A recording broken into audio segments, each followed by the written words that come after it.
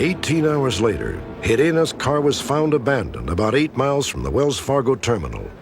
Victor Herena had vanished, along with every last cent of the stolen money. Welcome to WatchMojo, and today we're counting down our picks for the top 10 people the FBI are still looking for. Being on the top 10 list, that's usually reserved for the Osama bin Laden. For this list, we'll be looking at the worst criminals who are still wanted by the FBI as of 2023. Do you think these people will ever be caught? Let us know in the comments below. Jason Derek Brown.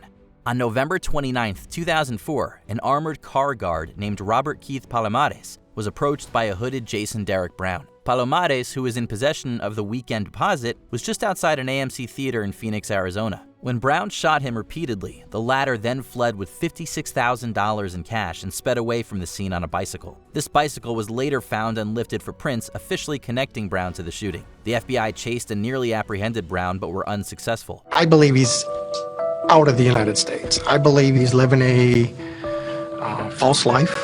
His last known whereabouts were in Portland, Oregon. In 2007, Brown was placed on the 10 most wanted list, but was removed in 2022 despite never having been found. There was not one single corroborated sighting out of the tens of thousands of tips we received. Ruja Ignatova.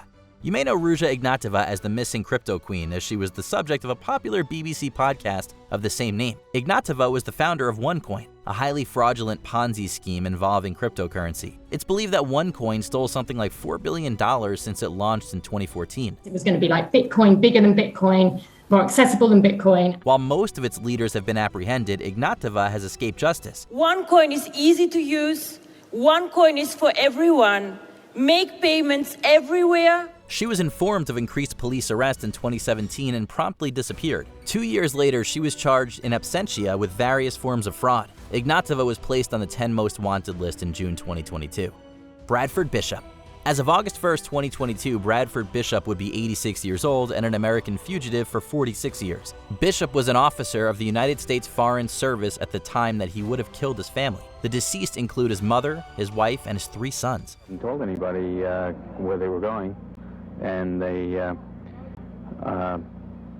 people missed them. Evidence led authorities to believe that Bishop took their lives, then disposed of the bodies in swampland before disappearing into the Appalachian Trail. He has never been captured, but various alleged sightings have been reported throughout the years. One of the rangers noticed the car, and he thought that maybe it was a backpacker. They run the plate, and turned out that the guy was wanted by the FBI. The most recent occurred in 1994 when an old neighbor was said to have seen Bishop while vacationing in Switzerland. While authorities believed Bishop was lying low in the United States for a long time, it's unknown if he's still alive today.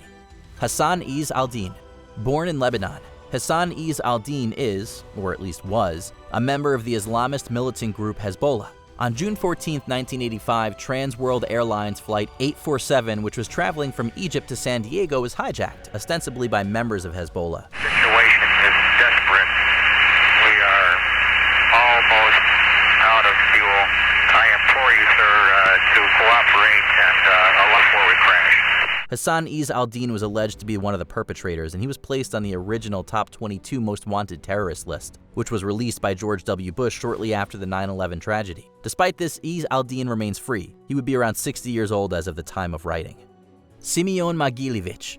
The FBI has described Simeon Mogilevich as the most powerful and dangerous gangster in the world. It's believed that Mogilevich is the capo, or the boss of bosses, of the Russian mafia, which has an estimated 250,000 members in over 50 countries. Mogilevich is wanted on a wide variety of charges, including trafficking, homicide, and money laundering. He was added to the top 10 fugitive list in 2009, but removed in 2015. On the word of the FBI, Mogilevich currently lives in Moscow and enjoys freedom thanks to his close relationship with powerful Russian authorities. Purportedly, Mogilevich has allied with the likes of Vladimir Putin, previous Moscow Mayor Yuri Luskov, and former acting president of Ukraine, Turchnev.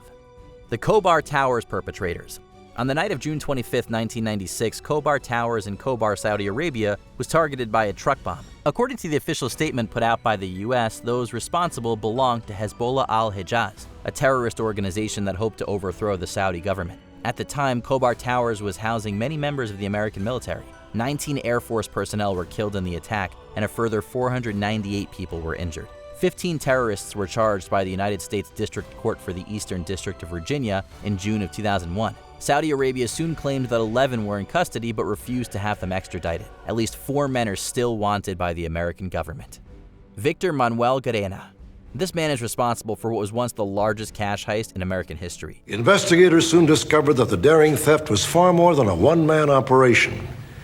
It had been masterminded by a Puerto Rican terrorist group that counted Victor Herrera among its members. Victor Manuel Garena was part of the Boricua Popular Army, a violent rebellion group with the goal of securing Puerto Rican independence. On September 12, 1983, Garena and other members of the Boricua Popular Army enacted White Eagle, the name given to a robbery of a Wells Fargo depot. I'll kill you. I swear to God, I'll kill you. What are you doing? Shut up! Stand up! The criminals walked away with the modern equivalent of $19 million.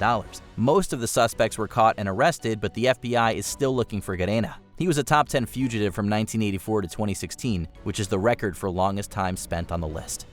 Yulan Adonai Archaga Carillas. A somewhat recent addition to the 10 most wanted fugitives list, Yulan Adonai Archaga Carillas is a drug lord operating out of Honduras. The assumed leader in MS-13, a criminal gang that is estimated to be composed of up to 70,000 people worldwide, Carillas is wanted on several charges related to organized crime. He was actually arrested back in 2015 and remained in police custody until February 13, 2020. That day, he was being transported from prison to the local courthouse in El Progreso for a hearing when armed MS-13 members broke him out. He was captured and was being adjudicated in Honduras when his gang very violently got into basically a shootout with the police. Carillas has not been heard from since. Being on the top 10 list, that's usually reserved for the Osama bin Laden. Alexis Flores. Born in Honduras, Alexis Flores came to America and experienced homelessness. He was hired by a Philadelphia man named Jorge Contreras in the year 2000, who employed Flores as a general handyman. A heinous crime involving a minor was committed shortly after, and much of the evidence implicated Flores, who was using the pseudonym Carlo or Carlos at the time. In 2007, it was confirmed that Flores and his pseudonym were one and the same, and he was, in fact, responsible for the atrocity. A federal arrest warrant was issued, but it has come to no good. Flores remains at large and a top 10 most wanted fugitive. Before we continue, be sure to subscribe to our channel and ring the bell to get notified about our latest videos. You have the option to be notified for occasional videos or all of them. If you're on your phone, make sure you go into your settings and switch on notifications. Abdul Rahman Yasin.